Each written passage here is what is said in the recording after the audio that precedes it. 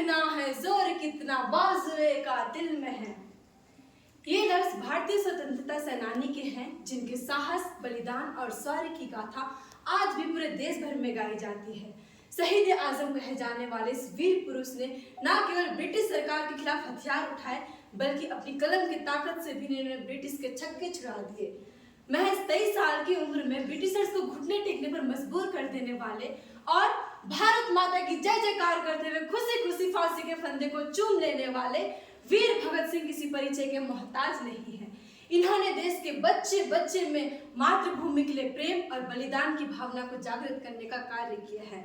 वीर भगत सिंह का अल्प जीवन हमें काफी प्रेरणा देने वाला है। तो आप सभी को मेरा प्रणाम। इस शुभ अवसर पर हम आपको इन्हीं के जीवन के बारे में कुछ बताना चाह रहे हैं, तो आशा करते हो आप सब लोग बोर नहीं होंगे। धन्यवाद। भगत सिंह का जन्म 27 सितंबर 1907 में पंजाब के लियरपुल जिले के बंगाल नामक गांव में एक सिख परिवार में हुआ, जो कि अभी पाकिस्तान में स्थित है। भगत सिंह के जन्म के समय उनके पिता किशन सिंह और चाचा अजीत तथा स्वर्ण सिंह कॉलोनाइजेशन बिल के विरोध के कारण जेल की सजा काट रहे थे। भगत सिंह का पूरा परिवार भारत को आजादी दिलाने के संघर्ष में शामिल था, इसलिए इनका बचपन भी स्वतंत्रता सेनानियों के बीच गुजरा। भगत सिंह के जीवन में एक नया अध्याय तब शुरू हुआ जब 13 अप्रैल 1919 में जलियांवाला बाग हत्याकांड हुआ। इस भयानक त्रासदी से 12 वर्षीय भगत सिंह इतने आहत हुए कि वे अगले ही दिन पैदल अमृतसर की ओर चल पड़े। शुरू के दिनों में भगत सिंह महात्मा गांधी के एक बहुत बड़े प्रशंसक के रूप में जाने जाते थे। इन्हें पूर्ण विश्वास था कि महात्मा गांधी अपने अथक प्रयासों से भारत को आजादी दिलवा देंगे और इसीलिए जब महात्मा गांधी ने नॉन कोऑपरेशन मूवमेंट लॉन्च किया तो सभी देशवासियों की तरह भगत सिंह ने भी उसमें अपना बढ़ चढ़कर हिस्सा लिया। भगत सिंह खुलेआम ब्रिटिशर्स को ललकारा करते। गांधी जी के कहने पर ब्रिटिश सरकार द्वारा छापी गई किताबों को जलाया करते। देश भर में नॉन कोऑपरेशन मूवमेंट को फुल सपोर्ट मिल रहा था और लोगों को ये आशा हो चली थी कि जल्द ही ब्रिटिश भारत छोड़कर चले जाएंगे। लेकिन जब चौरा-चौरी कांड के कारण महात्मा गांधी ने आंदोलन वापस ले लिया, तो इस फैसले से भगत सिंह काफी निराश हुए और यहीं से उन्होंने क्रांतिकारी मार्ग चुना। 1927 में साइमन कमीशन लाया गया। साइमन कमीशन का पूरा भारत विरोध कर रहा था। क्यों न करता? क्योंकि उसमें एक भी भारतीय सदस्य नहीं रखा गया था। लोग मांग कर रहे थे कि कम से कम उसमें एक भारतीय मेंबर तो होना चाहिए। उनके खिलाफ लोगों ने विरोध प्रदर्शन किया। लाहौर के तमाम लोग सड़कों पर उतर गए थे। उस वक्त लाहौर का पुलिस सुप्रिंटेंडेंट स्कॉट थे। इन्होंने ही लाठीचार्ज करने का आदेश दिया था। लाहौर की गलियों में हजारों लोग इकट्ठा हो रखे थे। लाला लाजपत राय भी उसी में शामिल थे, जिन्हें पंजाब केसरी के नाम से जाना जाता है। इन्हीं के लीडरशिप में ये विद्रोह चल रहा था। स्कॉट ने लाला लाजपत राय को दूर से देखा और बिल्कुल उनके पास आकर उनके ऊपर लाठी चार्ज करने लगा। वह उन्हें तब तक बेत से मारता रहा जब तक वो लहूलुहान होकर जमीन पर न गिर पड़े। लाला लाजपत राय को उसी वक्त हॉस्पिटल पहुंचाया गया। हॉस्पिटल में उन्होंने ये कहते हुए दम तोड़ा कि मेरी मृत्यु ही ब्रिटिशर्स के ताबूत पर आखिरी कील साबित होगी। अपने गुरु लाला लाजपत राय और उनके अन्य पार्टी मेंबर्स की मृत्यु के कारण भगत सिंह का गुस्सा 7वें आसमान पर था। वह किसी भी तरह ब्रिटिशर्स से बदला लेना चाहते थे। एक महीने बाद यानी 10 दिसंबर को क्रांतिकारियों की सभा बुलाई गई।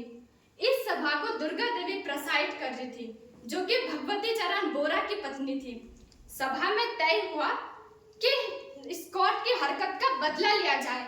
भगत सिंह ने कहा कि हम यह संदेश देना चाहते हैं कि हमें यह स्वीकार नहीं है, और तय हुआ कि स्कॉट को रास्ते से हटा दिया जाए। हाँ, स्कॉट को मारने की पूरी तैयारी हो गई थी। इसकी मुख्य जिम्मेदारी राजगुरु और भगत सिंह को दी गई थी। चंद्रशेखर आजाद इनको कवर करने वाले थे, यानी कि कोई भी घटना होती तो इसकी जिम्मेदारी चंद्रशेखर आजाद पे थी।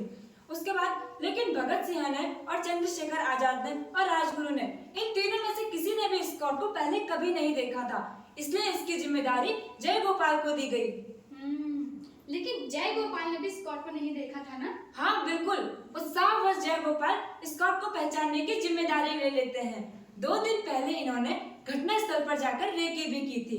भगत सिंह एक लाल बॉर्डर का पोस्टर बनाते हैं जिस पर लिखा हुआ था स्कॉट किल्ड, यानी कि स्कॉट मारा गया।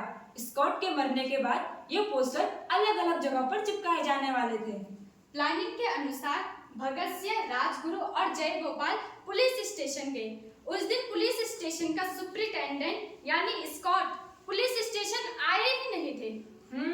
वो रेलवे स्टेशन पे अपने ससुर को लेने गए थे ना? बिल्कुल सही है। उस दिन पुलिस स्टेशन का मतलब स्कॉट के जो असिस्टेंट थे, यानी उनको हम स्कॉट के जो डिप्टी थे, तो जिसका नाम सॉन्ड्रस था, तो वो वहाँ मौजूद थे और सॉन्ड्रस भी एक अंग्रेज था। तो जय गोपाल को लगा कि वही स्कॉट है। सॉन्ड्रस जैसे ही अपनी मोटरसाइकिल स्टार्ट कर ही रहा था कि राजगुरु दौड़ते हुए उनके नजदीक आए और उन्होंने उन्हें गोली से उड़ा दिया। तब तक भगत सिंह पहचान गए थे कि वह एक गलत आदमी को मार रहे हैं। वह चिल्लाए भी, नहीं नहीं नहीं, वह ये शख्स नहीं है जिसकी हम तलाश कर रहे हैं। लेकिन तब तक काफी देर हो चुकी थी। राजगुरु गोली चला चुके थे। इस पूरे दृश्य को हॉस्टल की खिड़कियों से कई लोग देख रहे थे। इसमें फैज अहमद फैज भी थे, जो कि बाद में एक मशहूर शायर बने। इन्हें मारने के बाद ये सब लोग अंडरग्राउंड हो गए। हाँ, और अंडरग्राउंड होने के लिए ये लोग लाहौर से कलकत्ता जाने वाले थे।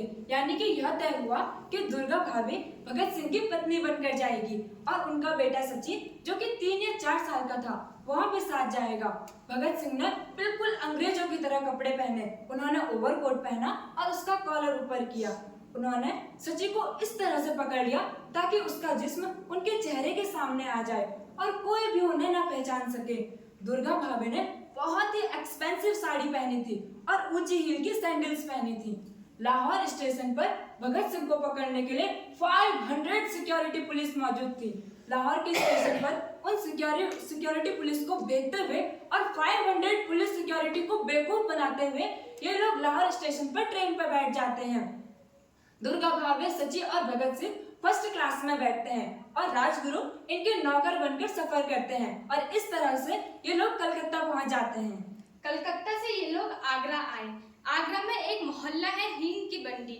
इन्होंने वहां पर 2 घर किराए पर लिए और पूरे भारत के जितने भी अंडरग्राउंड मूवमेंट्स थे, उसके इम्पोर्टेंट क्रांतिकारी लीडर्स भी उसमें शामिल थे। उनमें मंत्रणा हुई। सॉन्ड्रस की हत्या से इनमें से कोई भी खुश नहीं थे, क्योंकि इनकी मृत्यु से जिस परिणाम की वो उम्मीद कर रहे थे कि अंग्रेज भय से भाग खड़े होंगे, ये देश छोड़ देंगे और अपने देश चले जाएंगे। लेकिन ऐसा कुछ भी नहीं हुआ। अंग्रेज डटे रहे। इनके लिए ये एक हिसाब से डिसअपॉइंटमेंट था। और आप लोगों को पता है 1927 में ब्रिटिश सरकार ने असेंबली में 2 बिल पास किए थे। पहला कि किसी को भी बिना कारण के गिरफ्तार कर लेना और दूसरा कि श्रमिक गतिविधियों को समाप्त कर देना, यानी कि कोई भी स्ट्राइक नहीं कर सकता है। इन दोनों बिलों से पूरा भारत दुखी हो गया था। उसके बाद इसके कुछ मिनट बाद भगत सिंह और बटुकेश्वर दत्त असेंबली में दाखिल होते हैं। असेंबली में बड़े बड़े नेता आए थे, जैसे कि मोतीलाल नेहरू और मोहम्मद अली जिन्ना और विठल भाई पटेल। जैसे ही बिल पास होता है, भगत सिंह चुपके से जमीन में एक बम रोल करते हैं। बम ऐसी जगह फेंका जाता है जहां कोई भी मेंबर मौजूद नहीं था, ताकि किसी को नुकसान न हो सके। बम फेंकने का उद्देश्य किसी की हत्या करना नहीं था। जैसे ही असेंबली में बम फटा, चारों तरफ धुआं ही धुआं छा गया। ये लोग विजिटर गैलरी में थे। जैसे ही बम फटा, उसके कुछ मिनट बाद इन्होंने पैम्पलेट्स उड़ाने शुरू कर दिए। पैम्पलेट्स में लिखा था, बहरों को जगाने के लिए ऊंचा शोर करना जरूरी है।